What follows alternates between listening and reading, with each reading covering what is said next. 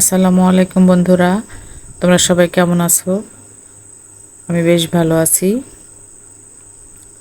আমি আজকে বানিয়ে নিব কচু পাতার ভর্তা।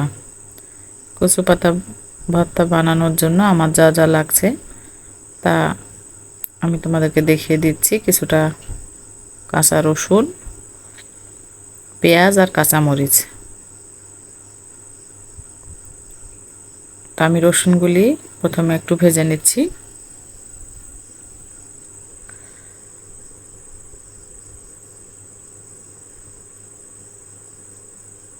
তারপরে আমি ঢেলে দেব পেঁয়াজ, কাঁচামরিচ দিয়ে রসুনের সাথে একসাথে ভেজে নেব।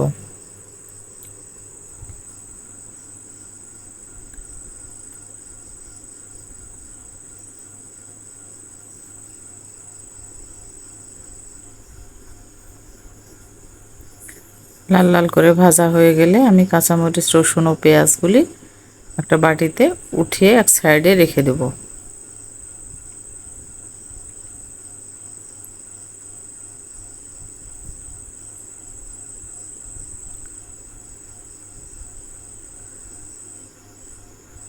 এদিক থেকে আমি কচুর শাকগুলি কেটে ধুয়ে পানি ঝরিয়ে রেখে দিয়েছিলাম।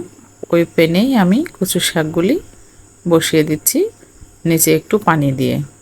কচুর পাতা থেকে তো আর পানি বের হয় না, এই জন্য কচুর পাতা সিদ্ধ করার জন্য সবসময় একটু পানি দিতে হয়।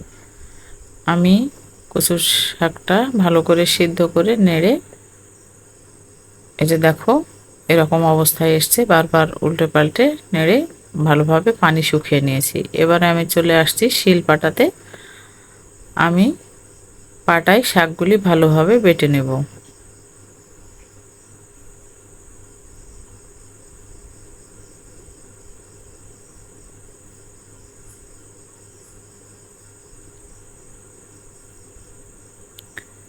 এই কচুর ভর্তাটা খেতে যা মজা, তোমরা একবার এভাবে বানিয়ে খেলে বুঝতে পারবে। সত্যি ভর্তাটা অনেক মজা হয়।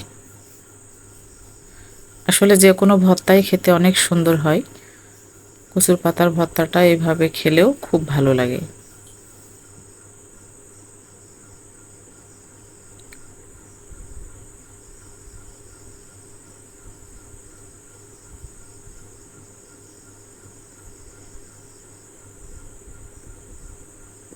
এরপরে আমি আবার ভেজে রাখা পেঁয়াজ, কাঁচামরিচগুলি বেটে নিচ্ছি, একসাথে শাকের সাথে মিশিয়ে দেব।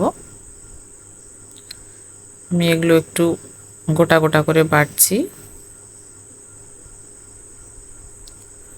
ততটা একদম মিহি করে বেটে নিব না। তারপরে আমি কিছুটা কাঁচা পেঁয়াজ, শুকনা মরিচ, লবণ এগুলো ডলে নিচ্ছি। আর আমার লাগবে আরও একটা পাতি লেবুর পিস, এক পিস পাতি লেবু আমি কেটে নিয়েছি। আমি এই কচুর পাতার ভর্তার সাথে পাতি লেবুর রসটুকু চিপে নেব।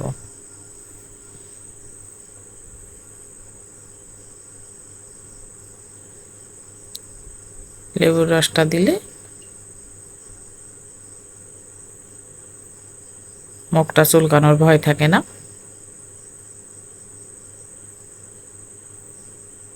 ভর্তাটা খেতেও অনেক সুন্দর হয়, কাগজি লেবুর একটা সুন্দর ঘ্রাণ বের হয়।